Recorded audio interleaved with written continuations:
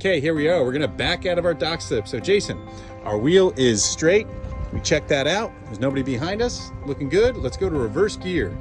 Keep an eye behind you. Boat's pulling out of the slip. Wheel is straight, doing a great job. We are now have the boat about, there we go, about half out, neutral gear. It's gonna turn the wheel all the way to his left rapidly and then reverse gear.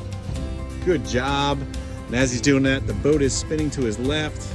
Got a lot of space back there. He's backing it up a whole bunch, back to neutral gear, then wheel to our right and forward gear.